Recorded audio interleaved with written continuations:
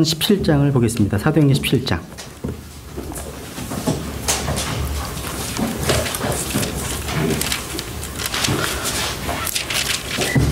사도행전 17장.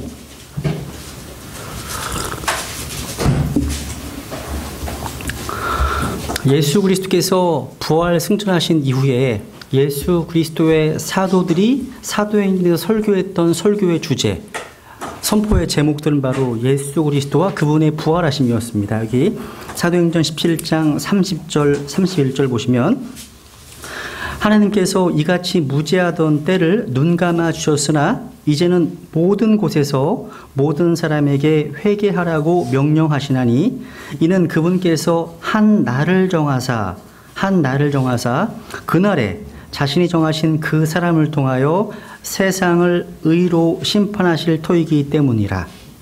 우리의 소망이죠. 어떻게 보면, 그죠? 이 한날은 바로 신앙자 심판, 계시록 20장 그 사건을 말씀하신 날입니다. 그분께서 그 사람을 죽은 자들로부터 살리심으로써 모든 사람들에게 그 일에 대한 확신을 주셨느니라 하니라. 그렇죠? 그러니까 사도 바울이 그리스 아테네에 가서 복음을 선포하시는데 선포한 내용이 창조로부터 시작해서 예수 그리스도의 부활까지 이렇게 연결되어 설교하고 있습니다. 이 많은 사람들은요, 예수 그리스도께서 부활하셨다는 이 사실, 요 제자들의 주장들을 거짓말이다, 이렇게 거부합니다. 그런데 제자들이 거짓말을 했다면 그 거짓말은요, 효과적인 게 전혀 아닙니다. 그러니까 거짓말이 거짓말로서 효과를 내려면 필요한 조건이 있어요. 그 조건 5가지가 있는데 그 중에 한 가지가 뭐냐면 유리한 거짓말만 해야 돼. 유리한 거. 그죠? 유리한 거짓말만 해야 되겠죠. 당연한 말이죠. 그러니까 우리가 거짓말을 만약에 하는 이유가 뭐죠? 자신의 어떤 유익을 위해서, 어떤 이익을 얻기 위해서 거짓말 하잖아요. 혹시 Catch Me If You Can이라는 영화 보신 분 있으세요? 거기 보면 프랭크 에버그네일이라는 사람이 주인공으로 나오잖아요. 이게 실화거든요. 실화입니다. 그러니까 1960년대에 실존했던 미국의 천재 사기꾼이었습니다. 이 사람의 실화를 영어로 만든 작품이거든요. 근데 이 사람은 참 재밌습니다. 5년에 걸쳐서 4만 달러에 이르는 허위 수표를 발행했습니다. 그리고 페남사의 그 파일럿, 조종사로 변장해서 비행기를 공짜로 타고 다녔습니다. 그리고 하버드대 법대의 졸업장을 위조해서요, 루이지애나주 그 검찰청에서 이 잡을 얻기도 했습니다.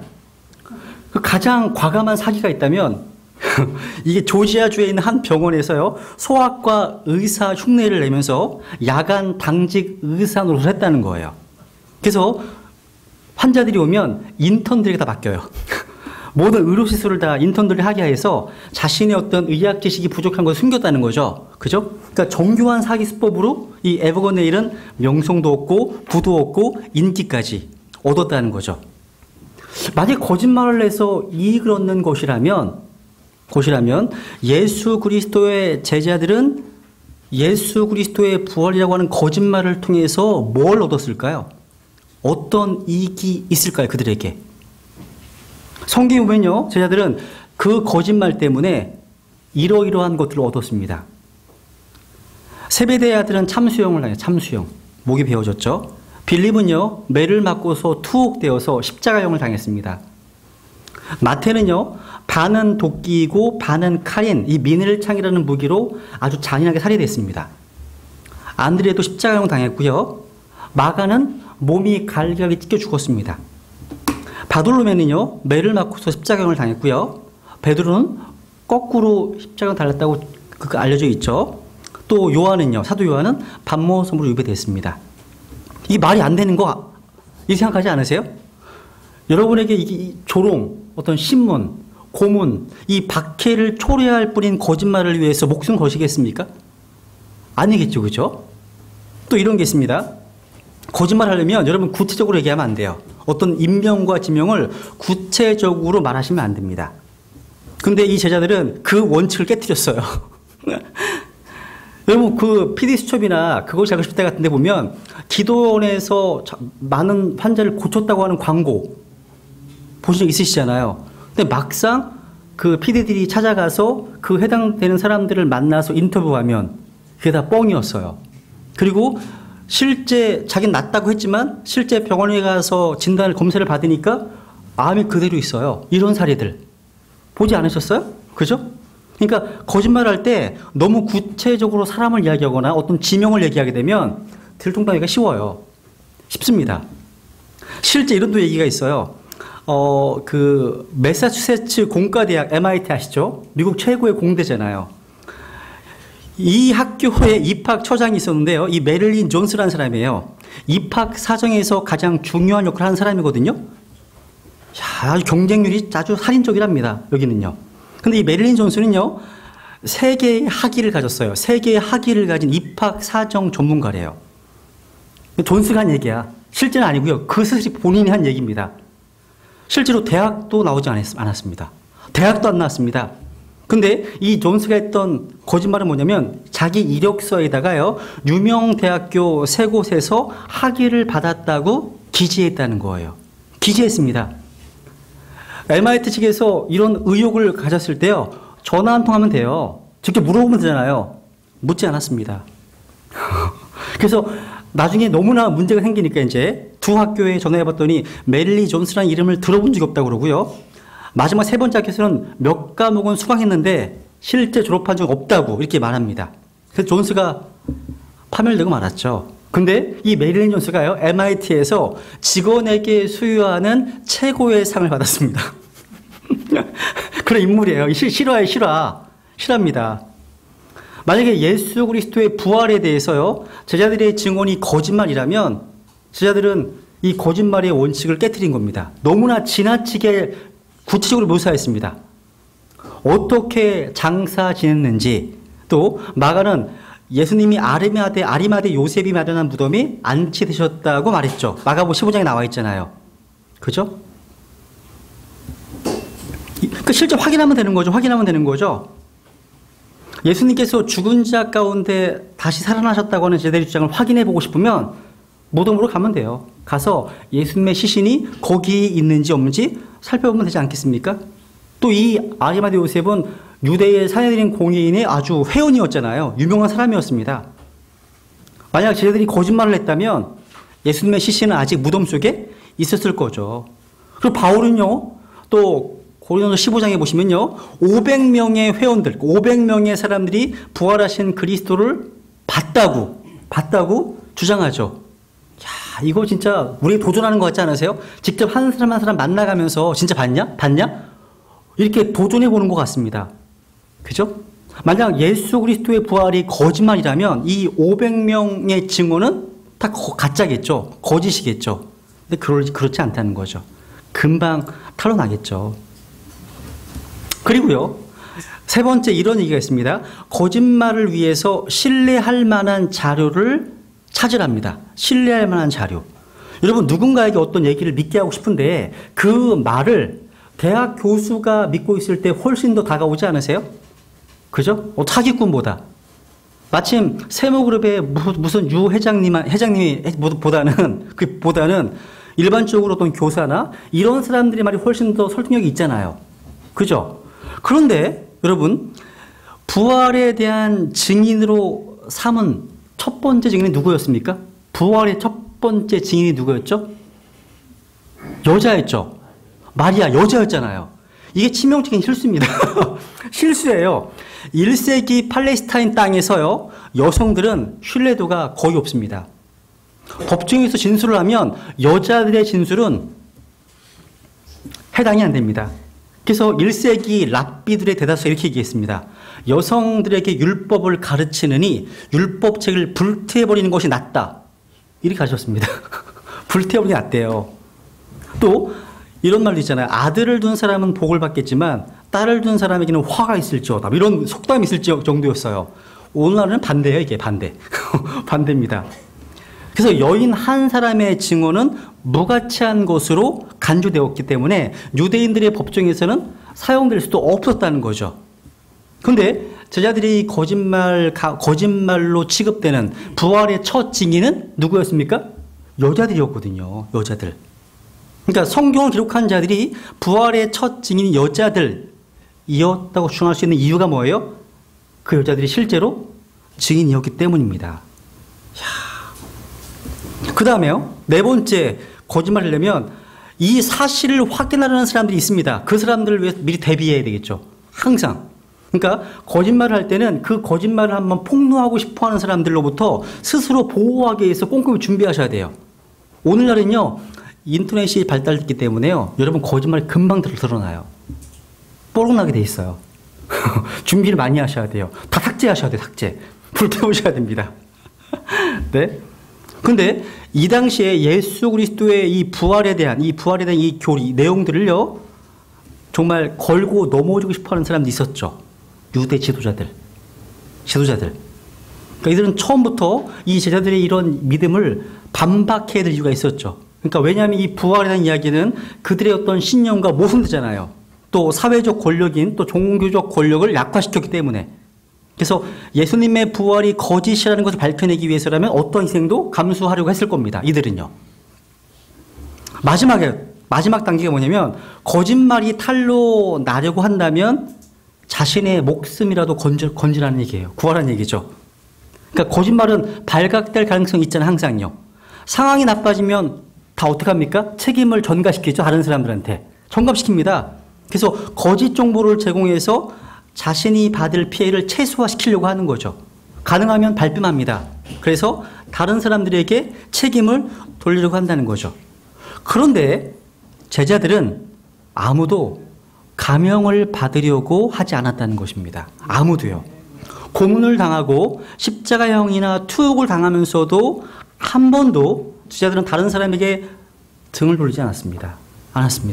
마지막 순간에도요, 거짓말이었다고 고백하거나 공개적으로 선언하지 않았습니다. 여러분, 탄로 날 거짓말에 대해서 이렇게 목숨을 거시겠습니까? 여러분들은? 거짓말이라면? 만약 그것이 거짓말이었다면 목숨을 살려주거나 아니면 고문을 멈추겠다는 제안을 받았을 때 거짓말이었다고 말하고 감형을 받아들이지 않겠습니까? 그죠?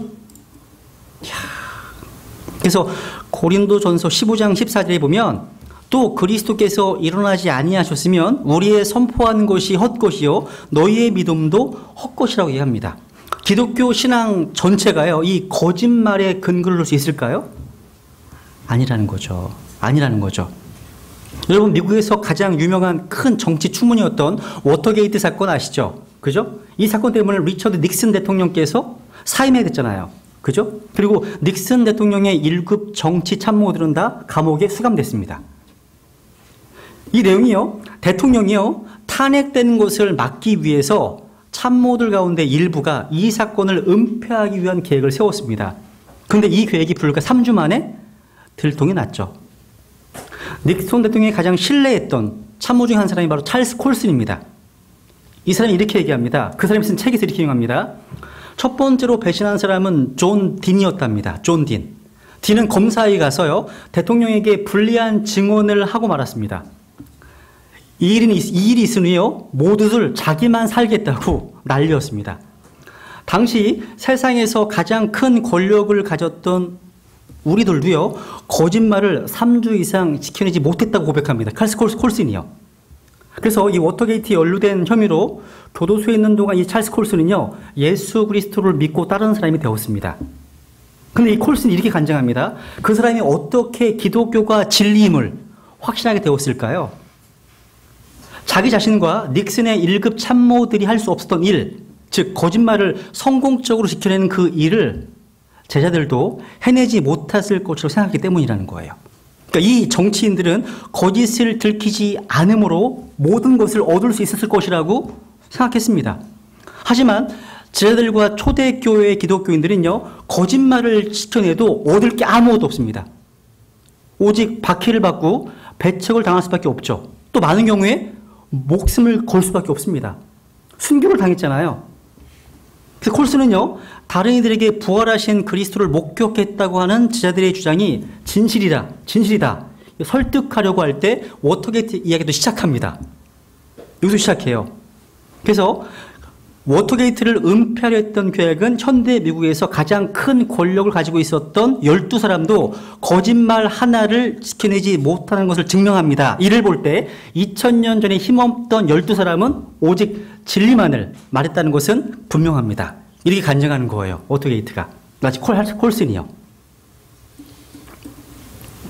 그러니까 제자들이 이 거짓말을 위해서 목숨 걸 잃었다는 거예요. 그죠? 진리이기 때문에.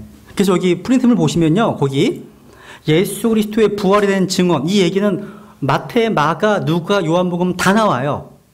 다 중요하기 때문에.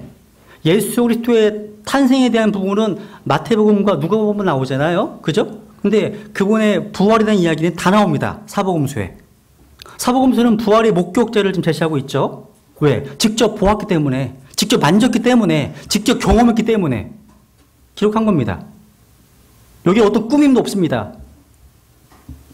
또 사복음서는요, 4개의 구분되고 독립된 설명을 하고 있어요. 서로 보완적이에요. 서로 보완하고 있다는 거죠. 만약에 성경 기자들 사이에 뭔가 공모가 있었다면 겉으로 봤을 때 조화로워 보이는 4개의 이야기들을 가지게 될 겁니다.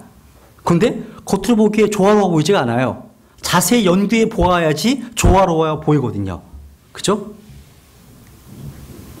4명의 사람들이 4군데 지역에서 4개의 다른 시간적 배경에 앉아서 결코 일어나지 않은 사건에 대해 쓴 4개의 이야기가 서로 일치한다는 것은요, 결코 인간이 만들어낼 수 없습니다. 즉 무슨 얘기예요? 부활이 일어났다는 거죠. 그죠? 부활이. 그러니까 성경의 많은 교리들이 예수 그리스도의 부활에 근거하고 있습니다. 그렇기 때문에 이 교리만큼 사탄의 공격과 저주를 많이 받은 교리는 없다고요. 그죠? 그럼 두 번째로 보세요.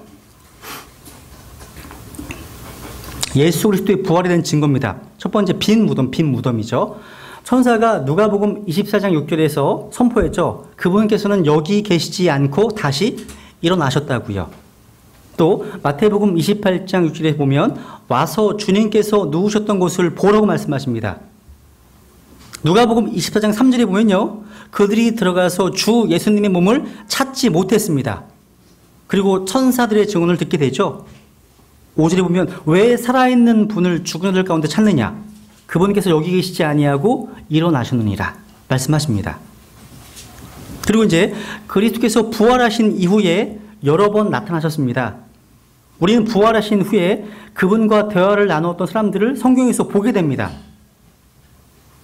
예수 그리스도께서는요, 부활하신 후에요, 친구들에게 자기의 상처들을 보여주시고 같이 먹고 마셨습니다. 또 한 번에 500명의 사람들에게 보여지기도 하셨고요. 스테판이 순교할 때에도 스테판이 나타나셨고요. 다마스크 도상에서 바울에게 나타나시기도 하셨습니다. 한번 확인해 보죠. 요한복음 20장을 볼게요. 이제 정리를 해볼게요. 요한복음 20장.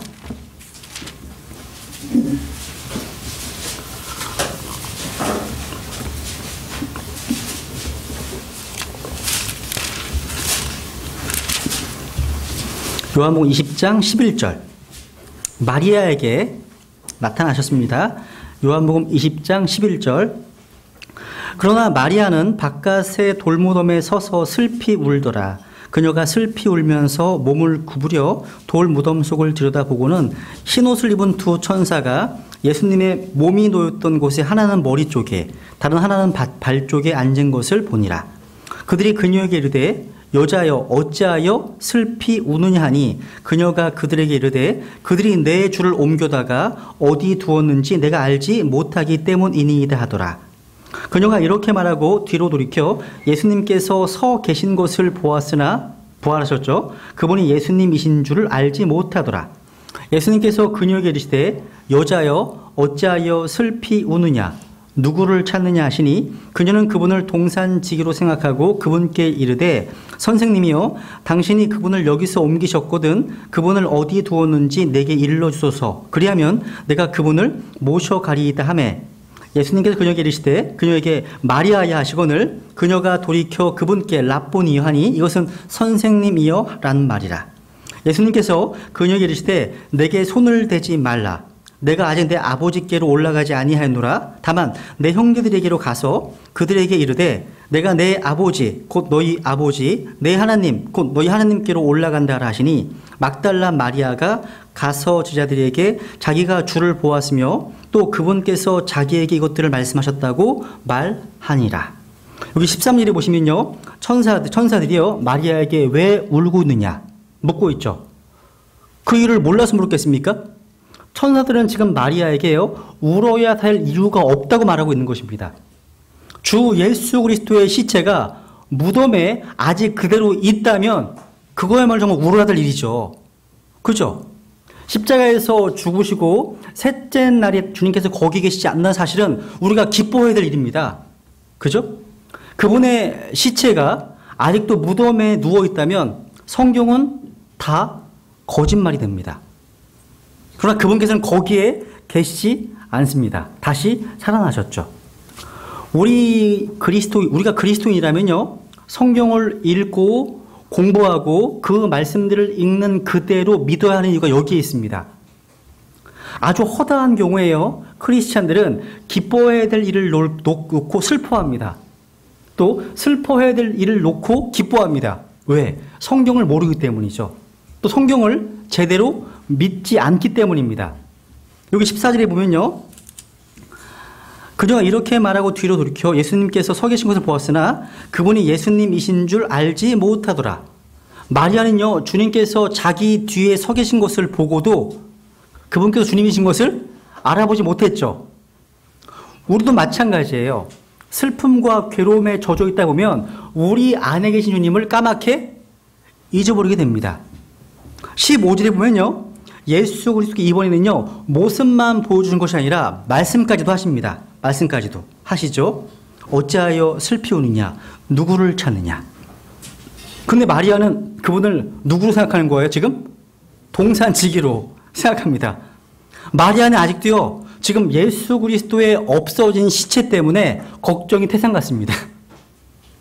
16절에 예수님께서 마리아를 향해서 예수님께서 이제 이름 부르죠. 마리아야 하고 이름 부르십니다.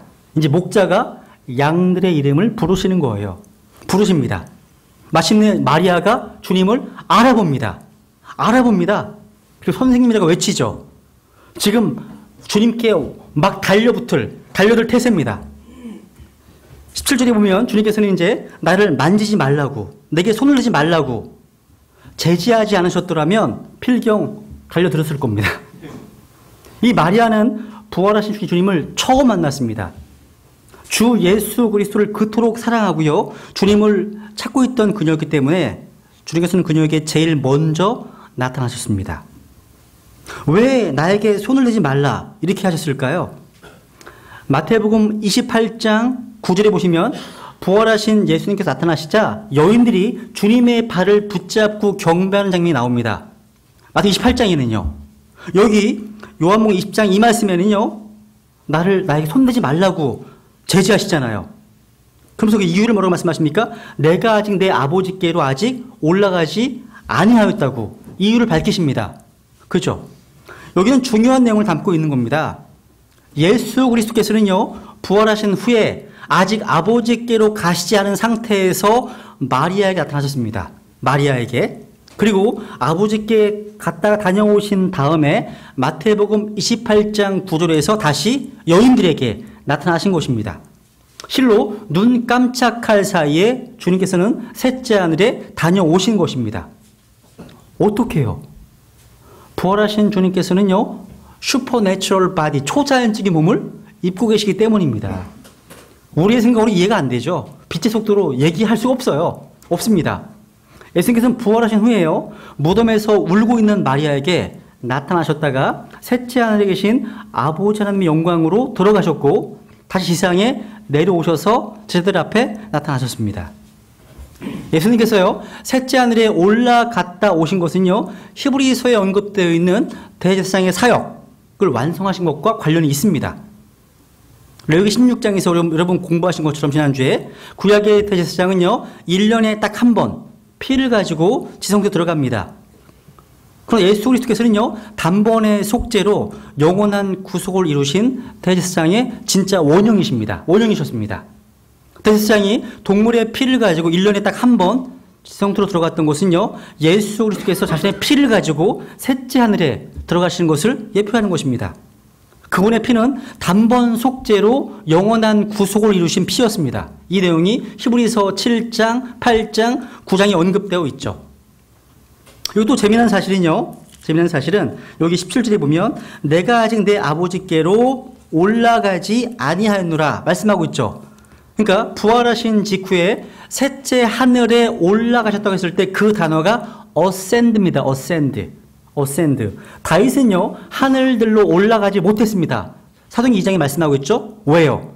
사람으로서 그 누구도 하늘에 올라간 자가 없기 때문입니다.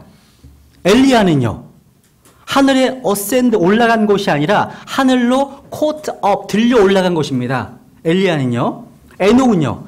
에녹 역시 하늘로 taken up 들려 올라갔습니다. 모세도 마찬가지입니다. ascend란 말 자체는요, 자신의 권능으로 올라간다는 말이에요. 여러분, 하늘에서 올라간다는 말을 맨 처음 사용한 자가 누구였는지 아십니까? 하늘에서 제일 먼저 올라가겠다고 시도했던 자가 있습니다. 그렇죠. 마귀입니다. 루시퍼. 이사야서 14장에 내가 I will ascend. 그렇게 말 잘못해서 떨어진 거예요. 사탄이었죠.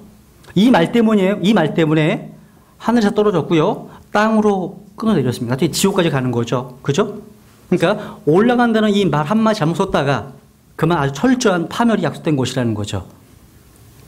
마귀가 올라가겠다고 마음먹은 이래로 그 누구도 하늘로 올라가지는 못했습니다. 오직 우리 주 예수 그리스도께서 많이 올라가셨습니다. 그분만이요. 올라간 사람들이 있다면 다 모두 끌려 올라갔고 들려 올라갔고 휴거된 것이었다는 거죠. 우리도 조만간 끌려 올라갈 것입니다. 코트 업 되실 거예요. 그죠? 마리아에게. 그리고 마태복음 28장 한번 보세요. 한번 확인만 하시죠. 마태복음 28장.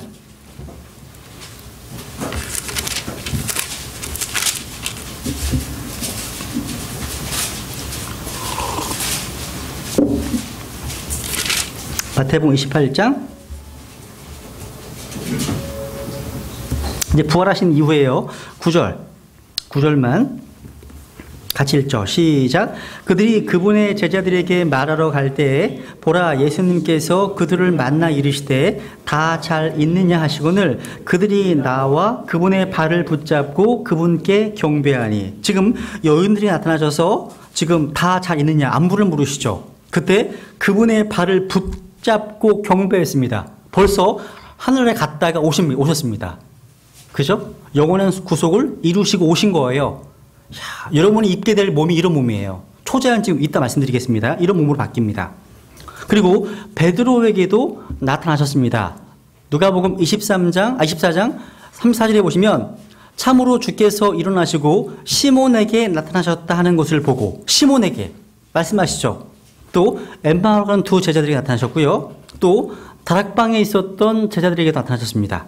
요한복음 20장 다시 볼까요? 요한복음 20장.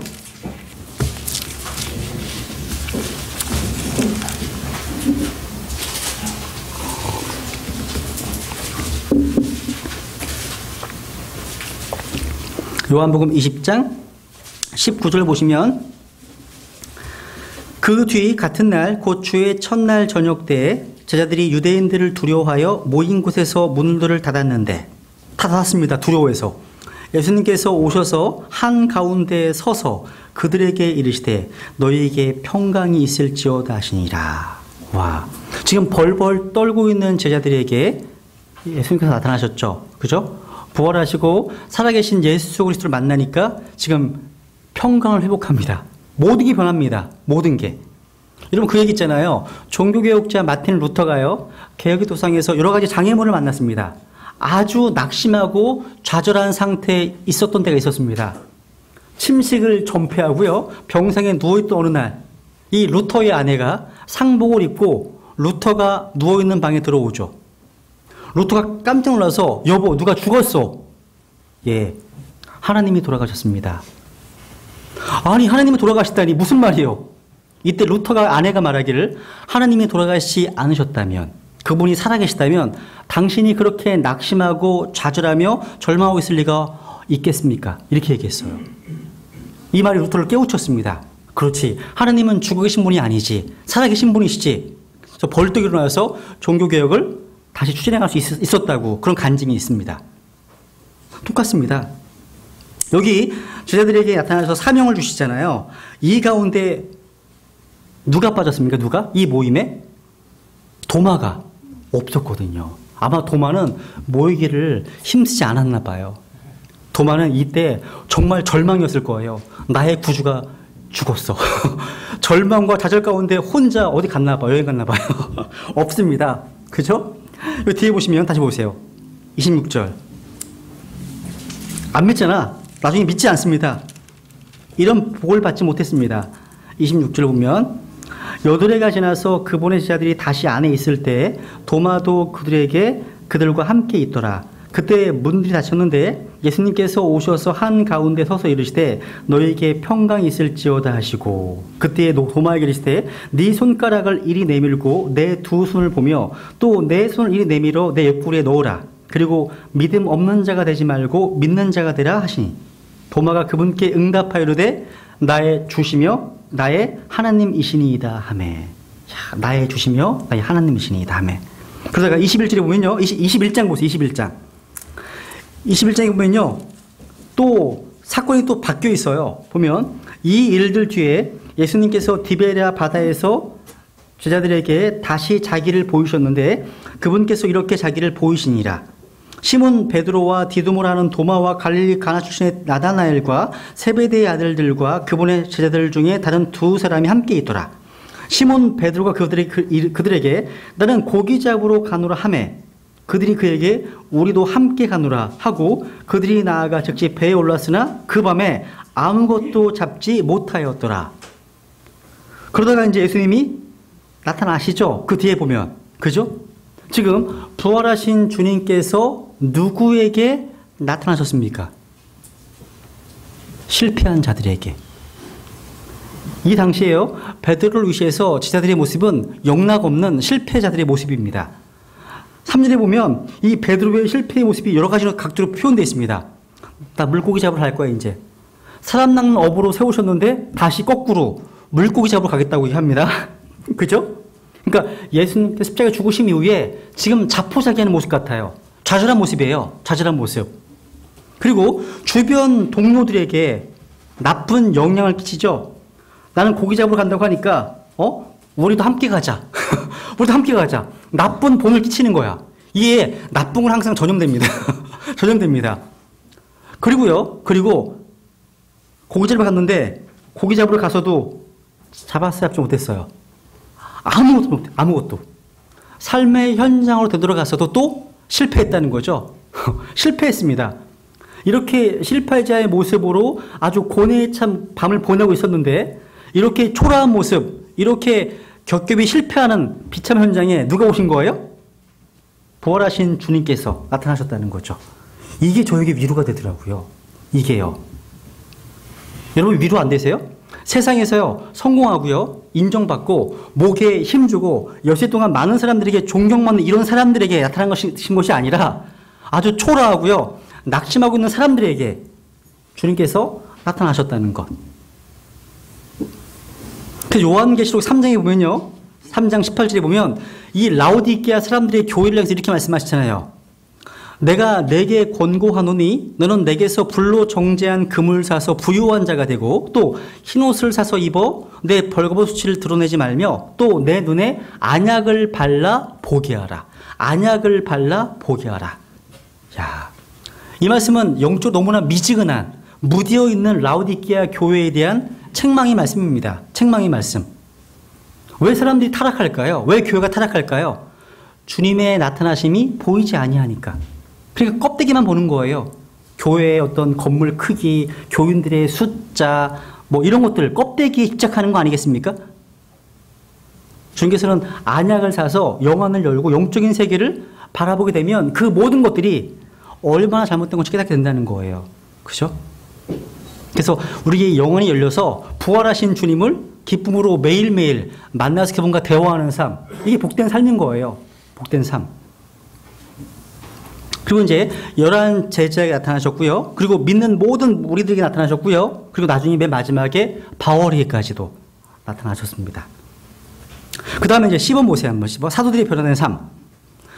예수 그리스도를 3번이나 부인했던 베드로가요, 예수 그리스도를 선포하는 위대한 설교자가 되었습니다. 이뿐만이 아니에요. 수많은 사람들의 간증과 증언이요, 그분께서 살아계신 구주이심을 증거했습니다.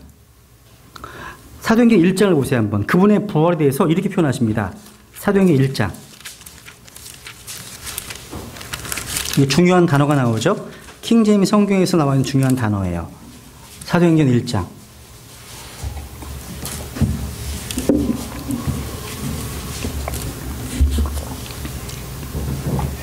사도행전 1장 3절. 그분께서 순환을 받으신 뒤에 또한 자신이 살아계심을 그다음 어떤 증거들? 절대 확실한 많은 증거들로 그들에게 보여주시고 40일 동안 그들에게 보이시며 하나님의 왕국에 관한 것들을 말씀하시고, 여기 보시면 자신이 살아계심을 절대 확실한 많은 증거들로 이렇게 말씀하시죠. 이게 절대 확실한 많은 증거란 말이에요. Many infallible proofs. infallible. 근데 요 오늘날 출판되는 성경들에서는요, 그냥 이 절대 확실한 많은 증거들이 아닌 그냥 단지 많은 증거들로 축소시키고 있습니다. 오늘날 여러분, infallible이라는 단어를 사용하는 사람들은 한 그룹밖에 없어요. 어딜까요? 로마 카톨릭뿐이에요. 이 단어는요, 교황의 무호성을 얘기할 때 infallibility, 그러니까 교황의 무호성을 얘기할 때 단어 쓰는 거예요. 무호한 교황. 또 무호한 교회, infallible church 이런 말을 쓸 때 캐톨릭만 써요. 엄청 건방진 얘기죠. 건방진 겁니다. 근데 웃긴 건 뭐냐면요, 이렇게 무호하다고 하는 교회, 무호하다고 하는 교황이요, infallible Bible, 무호한 성경은 얘기하지 않아요. 그 얘기는 안 해요. 이 단어는요, 어떠한 오류도 없다는 뜻이에요.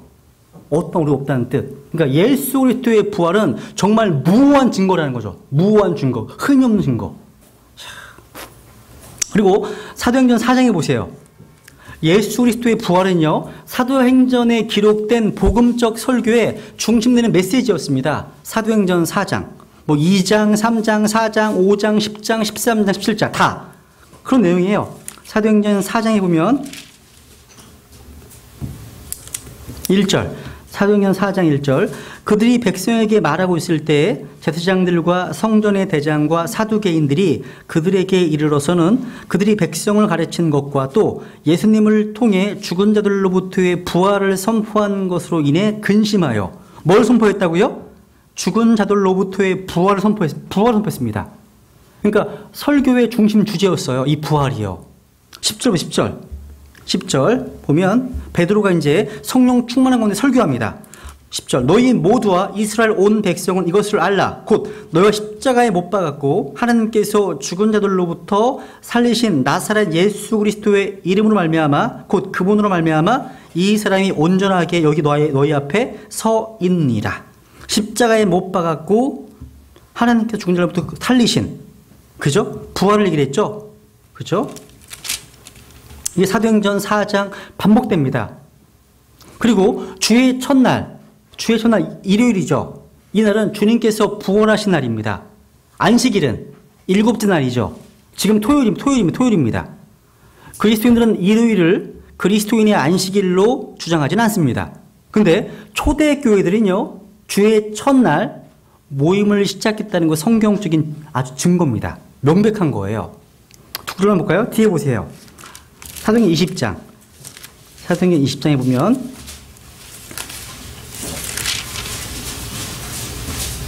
사도행전 20장 7절.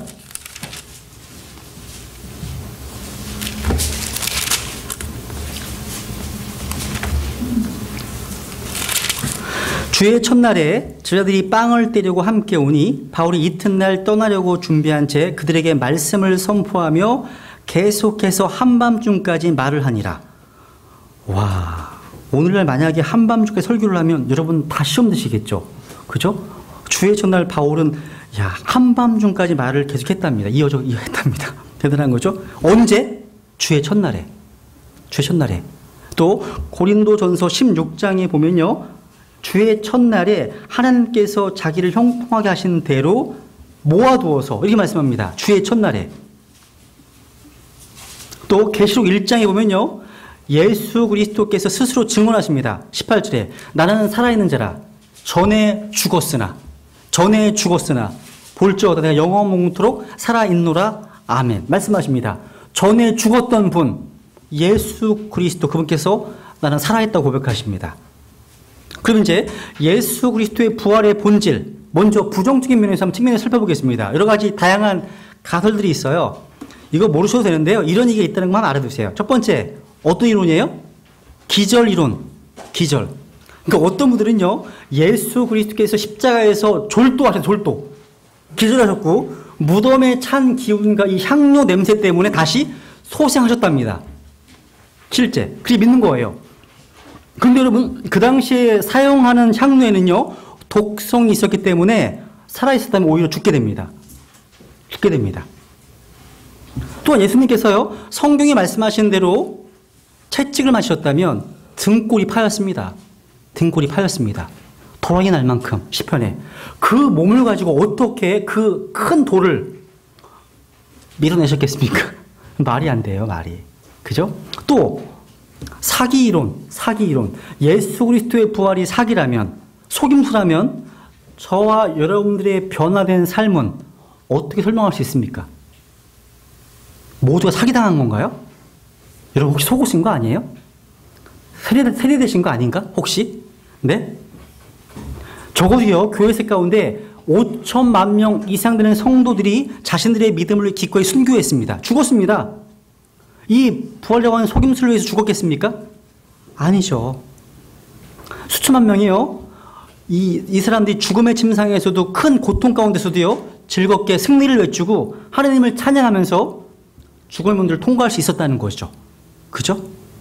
그래서 이 허버트 로코라는 사람이 쓴 책 중에요, 죽음 앞에 남긴 마지막 말이라는 책에 보면 신약의 그리스도인들부터 시작해서 정치가, 왕, 음악과, 미술가, 예술가, 뭐 공산주의자, 무신론자, 불가지론자 이런 여러 가지 사람들이 임종하기 직전에 했던 말들을 모아놓은 책이에요. 모든 설교자들이 서재에 꽂혀 있는 책입니다. 근데 다 지금 절판돼 있죠. 근데 거기 보면 하나님을 믿고 예수 그리스도를 믿고 구원받은 성도들이 임종하기 직전에 했던 말과 하나님을 모르는 무신들이 했던 말을 비교가 너무 극명하게 됩니다. 너무 달라요. 어떤 사람은 죽기 전에, 구원받은 크리스찬이 죽기 전에 영광이라는 말을 25번 하고 죽었습니다. 영광. 또 어떤 분은 하늘이 열린다고, 나를 구원하신 그분을 만나러 간다고 소망 가운데 눈을 감았습니다. 그런데 하나님을 믿지 않는 무신론자들의 그 임종의 고백을 보면 끔찍합니다. 여러분, 그 누구죠? 영국의 합리주의자였던 그 프란시스 뉴포트라는 사람이 있습니다. 이 사람이 자기가 임종하기 직전에 친구들에게 이런 말을 합니다. 나에게 하나님이 없다고 말하지 말게나. 나는 지금 두려우신 하나님 앞에 서 있다네. 나에게 지옥이 없다고 말하지 말게나. 나는 지금 두려운 지옥 떨어지고 있다네. 나에게 소망이 있다고 말하지 말게나. 이제는 아무 소망이 없다. 뭐 이렇게 고백했습니다. 그리고 유명한 무신론자였던 볼테르 아시죠? 볼테르. 이 볼테르도요, 죽기 전에 이 볼테르의 죽음을 마지막까지 지켜봤던 간호사가 남긴 글이 있어요. 이렇습니다. 자기는 앞으로 이 볼테르 같은 하나님을 믿지 않는 사람들의 임종을 결코 보지 않겠다. 볼테르처럼 그렇게 고통스럽게 죽어가는 사람은 본 적이 없다. 그런 글을 써놓은 게 있습니다. 그리고 많은 크리스찬들의 믿음을 무너뜨렸던 인물 중에 90대 장수까지 했던 이 버트란드 러셀이라는 사람이 있어요. 이 사람이 쓴 책 중에 Why am I not a Christian 책이 있어요. 내가 그리스도인이 아닌 이유. 여러분은 이런 책을 읽으면 내가 그리스도인인 이유를 쓰셔야 돼요. 그죠? 근데 이 인간은 내가 그리스도인이 아닌 이유라는 책을 썼어요. 이 글을 읽고 많은 크리스찬들이 믿음에서 떠나갔습니다. 그런데 이 버트란드 러셀도요, 죽기 직전에 이렇게 고백합니다. 나의 인생은 정말 비참할 정도로 고통스럽다. 이런 글을 남기고 죽었어요. 너무 다르지 않아요? 그러니까 구원받은 크리스찬들의 어떤 죽음 앞에서의 고백과 구원받지 못한 무신론자의 고백을 지켜보면 여러분, 죽기 전에 그 사람의 인격이 나타난다고 하잖아요. 죽기 직전에. 그죠? 여러분 어떻게 죽으실 거예요? 어떻게? 한번 미리 유언장 한번 써보세요. 유언장을요. 그죠? 주님 오시기 전에. 그래서 누가 그렇게 얘기하시더라고요. 주님께서 언제 오실지 모르기 때문에 미리 유언장을 써놓고 밀봉을 해놓고 집에다가 두셨대요. 그러니까 주님 오시고 난 이후에 7년 환란 동안에 어떻게 해야 되는지를 써놓은 거예요. 거기다가 첫 번째 이렇게 써놓은 거예요. 혹시 그런 날이 올까봐 지혜로우신 거죠. 어떤 면에서는요. 그러니까 지금 구원받는 가장 지혜롭고 가장 좋은 거죠. 그런데 끝까지 부인하는 사람들, 가족들 편지를 써요. 씁니다. 첫 번째, 두 번째, 세 번째 씁니다. 그죠? 아마 그 내용과 현내기 있지 않을까요? 두 증인이 사역하는 그 셀라 페트라로 가시라고 그렇지 않았을까? 그건 모르겠어요. 네. 그 다음에 세 번째로 환영이론. 제자들이요, 예수님을 무척이나 보고 싶어 했어요. 무척이나. 그래서 그분께서 죽은 날로부터 일어나실 것이라고 너무나 깊이 거기에 몰두했기 때문에 상상 속에서 환영을 받다는 거예요. 부활이 아니라. 이 환영 이론입니다. 여러분 웃으시잖아요. 이게 그렇게 믿는 사람도 있다니까요. 환영 이론. 실제로 성경에 보면요, 제자들조차도 그분의 부활하심을 거의 믿지 못하는 모습이었어요. 제자들조차도요. 도마도요. 마찬가지예요. 그러니까 예수 그리스도를 다시 만난다는 기대를 전혀 하지 않았습니다. 복음서에 보시면. 이게 얼마나 어리석은 거예요? 그들은 그분을 보았고요. 만졌고요. 함께 음식을 먹었어요. 500명이 되는 사람들이 다 그분을 봤다는, 이게 다 환영입니까? 상상입니까? 아니죠. 40일 동안 그분을 보았다고 성경은 말씀하거든요. 네 번째는 더 웃깁니다. 유령이론. 이게 뭐냐면 그들이 그리스도의 유령을 봤대요. 유령을. 그 유령이 예수님이었다는 이론이에요. 근데 여러분, 누가복음 24장 한번 찾아볼까요? 누가복음 24장.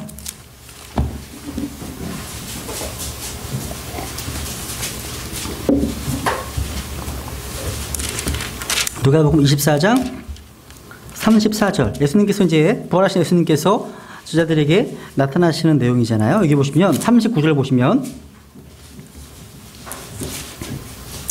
내 손과 내 발을 보라. 바로 나니라. 나를 만지고 또 보아라. 영은 살과 뼈가 없으되 너희가 보는 바와 같이 나는 있느니라 하시니라. 야, 영이 아니에요. 그죠? 어떤 영적인 발현체 그런 게 아니에요. 그죠? 실제 몸을 가지고 있는 부활하신 육신이 있는 몸이었다는 거죠. 초자연적인 몸을 가지고 계셨다는 거죠. 또 어떤 분들은 쉬나래, 쉬나. 예수 그리스도의 부활은 일반 옛날 이야기처럼 전설의 그런 것 같은 신화에 불과한 내용이다. 이렇게 얘기를 합니다. 딱 거짓말이죠. 그분께서는 참된 인격이셨고요. 역사 가운데 존재하셨고 그분의 살아계심은요. 문서화된 증거로 남아 있습니다. 혹시 나중에 기억나시면 서점에 가셔서 빌라도의 보고서라는 한번 책 좀 읽어보세요. 예수님 당시에 되게 조그마한 책자예요. 그걸 책으로 비싸게 팔아 지금은요. 조금밖에 안 되는데 옛날에는 1,000원에 팔았는데 지금은 둘곡에 나오는 거 같아 아마요. 옛날 게 좋아요. 1,000원짜리. 근데 거기 보시면 예수님 당시에 빌라도에 로마에 보내는 편지를 번역한 거예요. 근데 참 재밌더라고요. 예수님을 보는 순간 그 나사렛 그 청년이 자기의 마음을 꿰뚫어 보는 것 같은 그런 내용을 씁니다. 그리고 예수님 하시는 말 한마디에 자기는 사시나무 떨리는 모습들. 자기는 그런 혈통이 전혀 아니거든요. 두려움이 없는 사람인데 그 앞에 섰을 때 떠는 모습이 막 쓰여 있습니다. 지금 감히 피조물이 창조주 앞에서 창조를 심문하려고 하는 그 모습 있잖아요. 재밌더라고요. 그리고 뭐 그리스도의 몸을 옮겼다는 이론도 되게 많아요. 뭐 제자들이 옮겼다는 이론 되게 많거든요. 이런 내용들은 그냥 참 이런 곳이 있구나만 하시면 될 것 같아요. 넘어갈게요. 그러면 이제 성경에서 예수 그리스도 부활을 어떻게 표현하시는지 한번 확인해 볼게요. 그분의 부활, 예수님의 부활은요, 이 개인적으로 일어나신 겁니다. 마태복음에 보면요, 그분은 친히 말씀하신 대로 일어나셨으므로 여기 계시지 아니하니라. 그분은 육체적으로 일어나셨습니다. 육체적으로. 몸이 있죠? 그죠? 몸이 있습니다. 그리고 눈에 보이게 일어나셨습니다. 가시적으로 일어나셨습니다. 그러면 예수 그리스도의 부활의 수단들, 그분의 부활은요, 삼위일체 하나님의 권능으로 이루어진 것입니다. 확인만 해볼게요. 성경 말씀을 이제 사도행전 2장을 볼게요. 아버지에 의해서 이렇게 줬습니다. 사도행전 2장.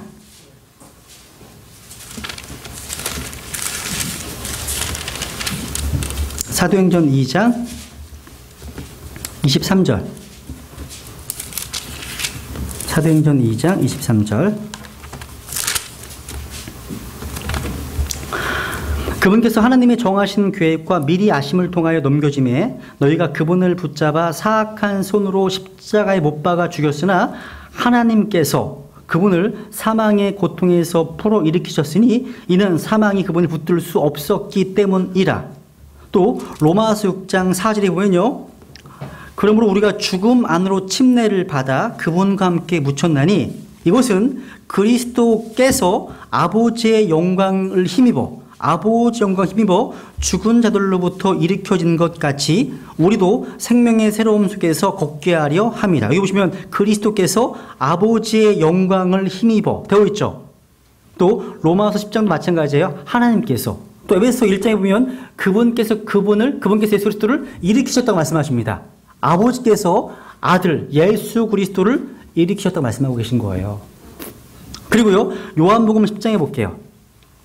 요한복음 10장. 자신의 권능으로 일어나셨습니다. 요한복음 10장 18절.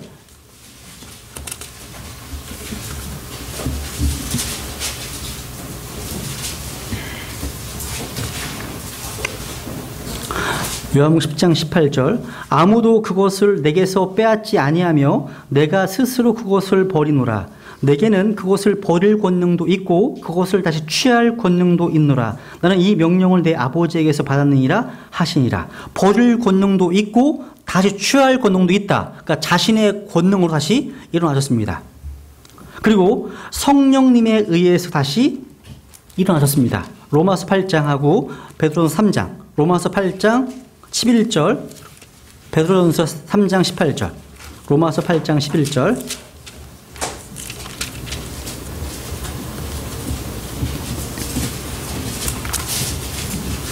로마서 8장 11절. 그러나 만일 예수님을 죽은 자들로부터 일으키신 분의 뭐가요? 영께서 너희 안에 거하시면 그리스도를 죽은 자들로부터 일으키신 분께서 너희 안에 거하시는 자신의 영을 통해 너희의 죽을 몸도 살리시리라. 뭘 통해서요? 예수님을 죽은 자들로부터 일으키신 분의 영께서, 성령께서, 그죠? 베드로전서 3장 18절에 이렇게 되어 있습니다. 그리스도께서도 죄들로 인하여 한 번 고난을 받으사 의로운 자로서 불의한 자를 대신하셨으니 이것은 그분께서 육체 안에서 죽임을 당하셔서되 그 다음 성령으로 말미암아 살아나셔서 우리를 하나님께로 데려가려 하십니다.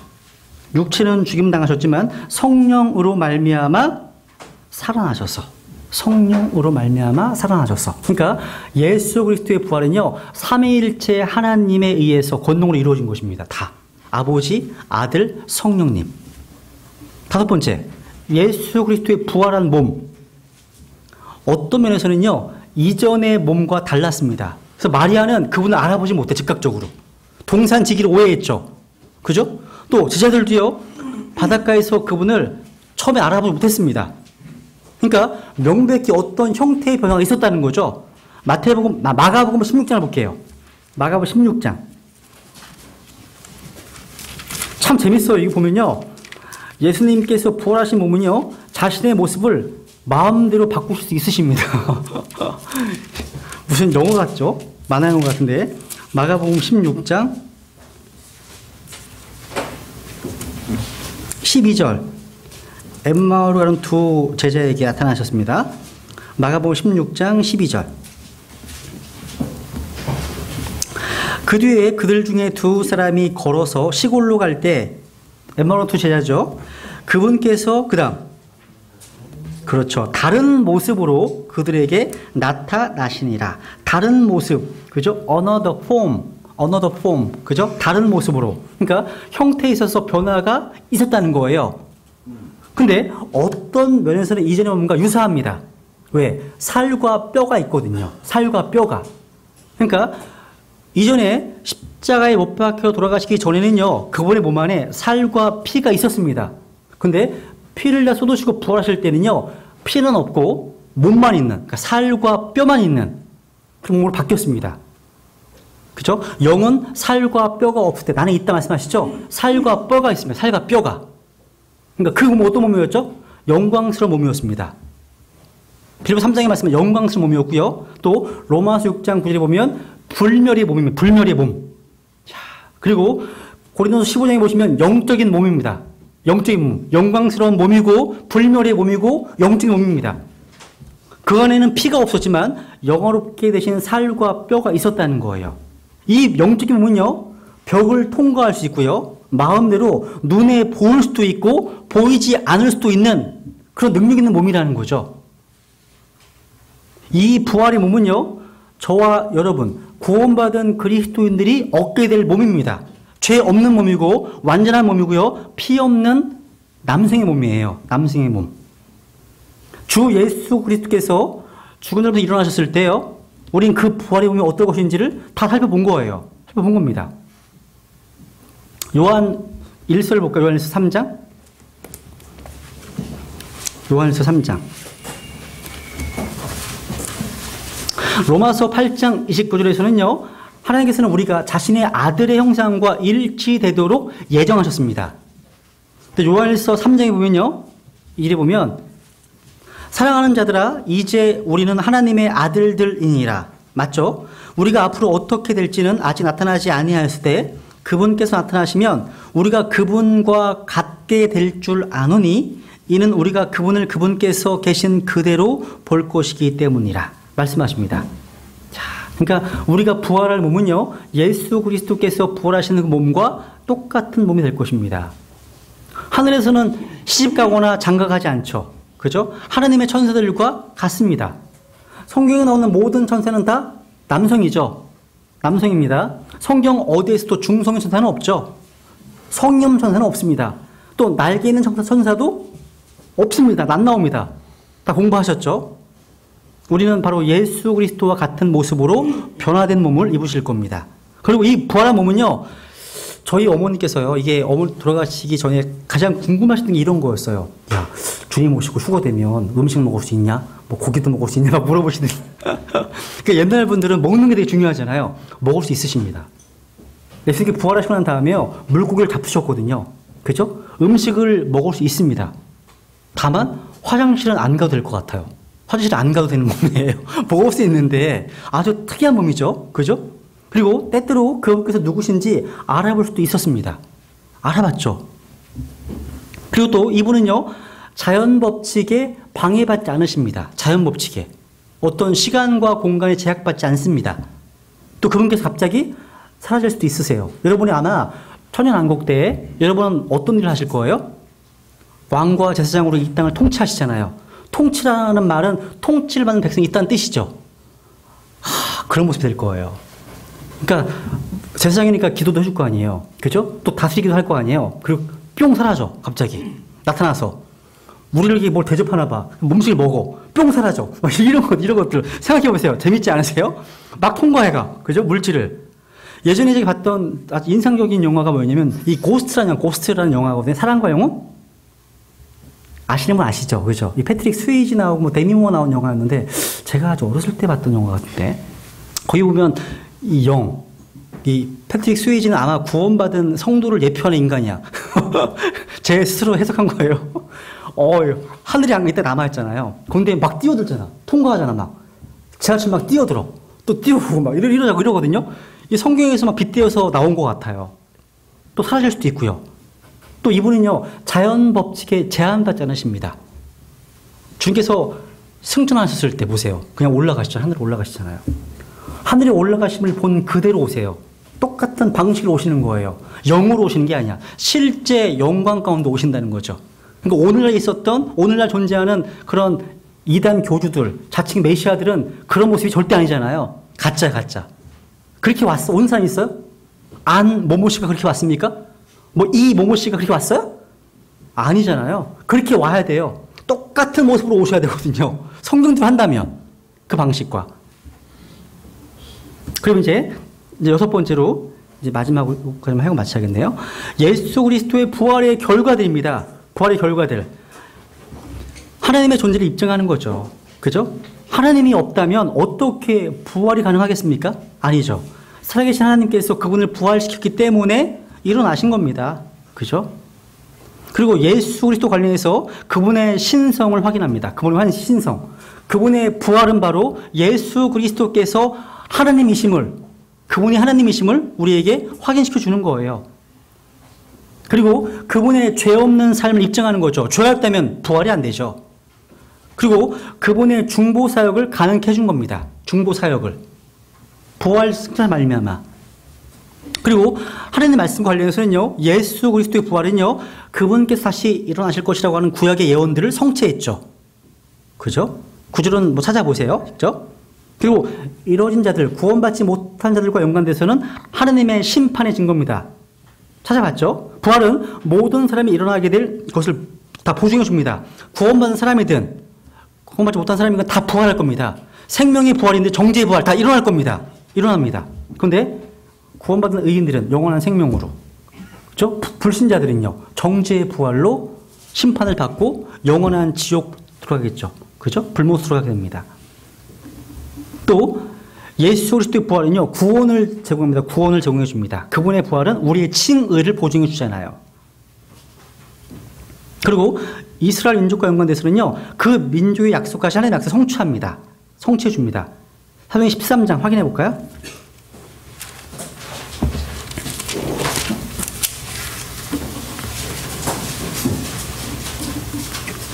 사도행전 13장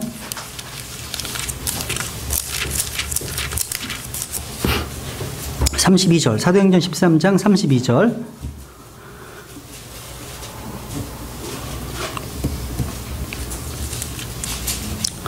우리가 너에게 기쁜 소식을 밝히 알리노니 그것은 그 조상들에게 하신 약속, 바로 그 약속을 하나님께서 예수님을 다시 일으키심으로써 그들의 자손인 우리에게 성취하셨다는 것이라. 그것은 또 시편 둘째 편에 기록된 바 너는 내 아들이라 이날 내가 너를 낳아도다 함과 같도다. 그러니까 이스라엘 백성에게 약속하신 하나님의 약속을 성취하는 겁니다. 부활은요. 여기 흥미로운 사실은 시편 몇 편이요? 둘째 편. 와, 원본에는 시편 둘째 편, 셋째 편이 있나 봐요? 없다고, 우리가 없다고 알고 있잖아요. 장절의 구분이 없다고. 근데 성경에는 시편 둘째 편, 뭔가 구분표가 있으니까 얘기하겠죠. 그죠? 참고로 밑줄 쳐보세요. 그리고 구원받은 성도와 연관돼서 로마서 4장을 볼게요. 로마서 4장. 로마서 4장 25절.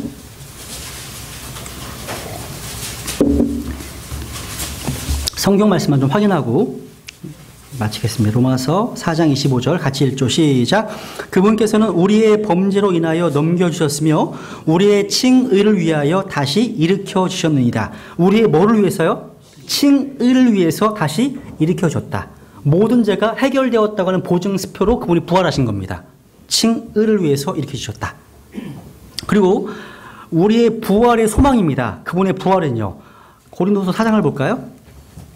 고린도후서 4장.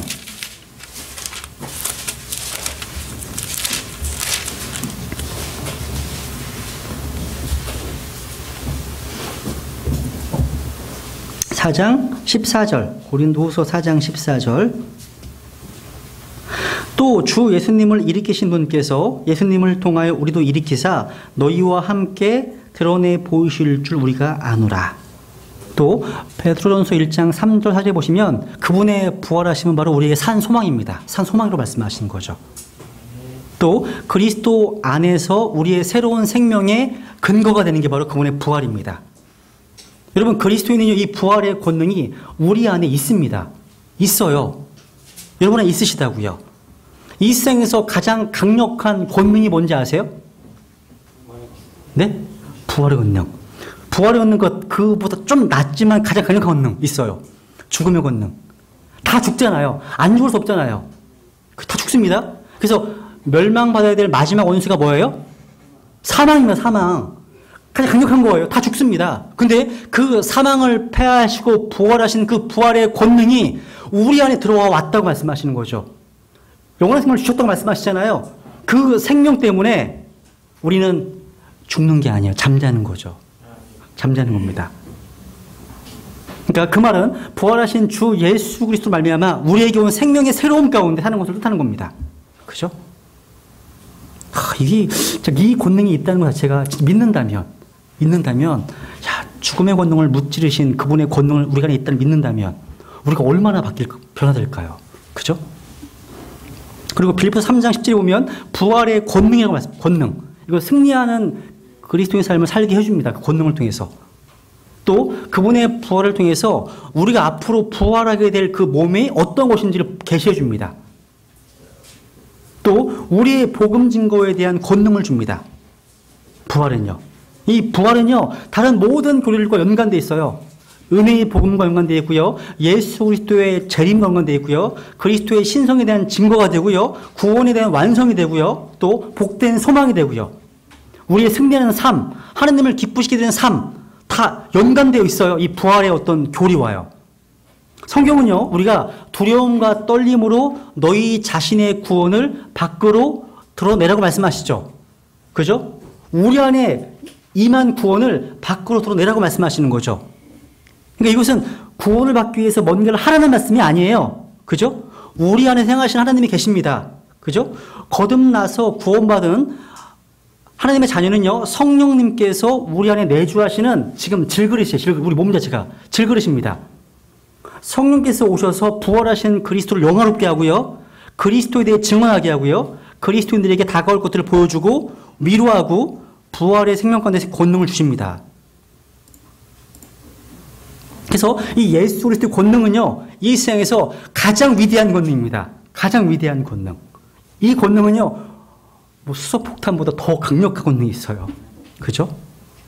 만약 그리스도께서 죽은 자들로부터 다시 일어나지 않으셨다면 우리 구원받고 거듭났으며 성령을 믿는 크리스찬들은 이 지구상에서 가장 커다란 거짓말쟁이들이에요.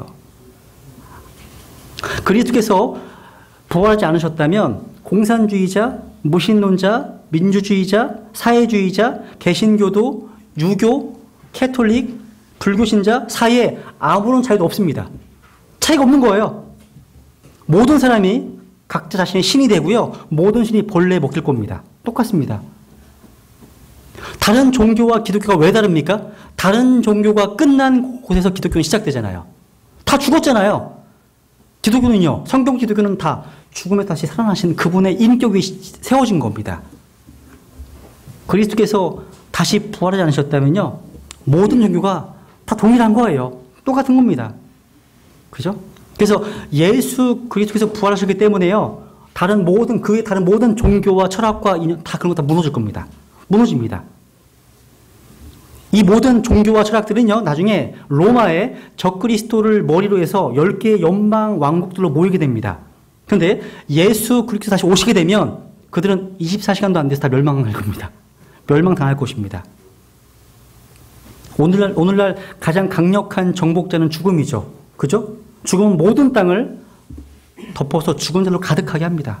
죽음은 사람을 봐주지 않습니다. 모두가 죽었습니다. 모두가 죽었고 다시 일어나지 못했습니다. 근데 부활은요, 무덤의 권능을 깨기 때문에 더 위대한 권능인 거예요. 그 누구도 무덤에서 나올 수 있는 길을 가르친 자는 아무도 없습니다. 고린도서 15장을 볼까요? 고린도서 15장. 한 군데를 찾고 마치죠. 고린도서 15장 55절.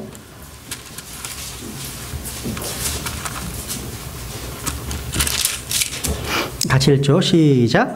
오 사망아, 너희의 쏘는 것이 어디 있느냐? 오 무덤아, 너희의 승리가 어디 있느냐? 사망에 쏘는 것은 죄요, 죄의 힘은 율법이니라. 그 다음, 그러나. 이게 얼마나 감사한 접속사입니까? 그러나 우리 주 예수 그리스도를 통하여, 누굴 통해서? 우리 주 예수 그리스도를 통하여 우리에게 승리를 주시는 하나님께 감사하노라. 이야, 우리는 이 부활하신 구주를 섬기고 경배하고 있습니다. 우리는 그분께 살아있음을 알고 있죠. 우리가 매주 주의 첫날마다 부활하신 구주께 경배하기 자리에 나온 거예요. 모든 예배의 주인공은 바로 그분이십니다. 우리의 모든 섬김과 봉사와 희생과 헌신의 모든 센터가 주님께로 모아져야 되는 거죠. 그분께 집중해야 되겠죠. 그죠? 그래서 우리는 패배할 수 없습니다. 여러분이 구원받았다면, 예수 그리스도로 해서 구원받았다면 우리는 패배할 수 없습니다. 마지막에 웃는 자가 진짜 웃는 거예요. 지금은 힘들어도요, 마지막이 웃을 수 있다면, 행복할 수 있다면 진짜 행복한 사람입니다. 근데 지금은 너무 좋아. 근데 마지막에 울어야 돼. 불행한 겁니다. 여러분이 아무리 이 땅에서 어려움 가운데 낙심 가운데 있다 하더라도요, 아직 가장 좋은 것은 오지 않았습니다. 구원받지 못했다면요, 이 땅이 아무리 좋다 하더라도요, 가장 두려운 일이 남아 있습니다. 가장 두려운 일이. 그죠?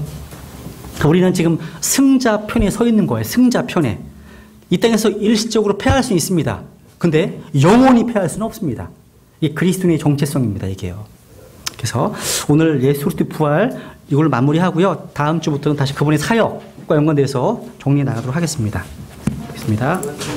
고맙습니다.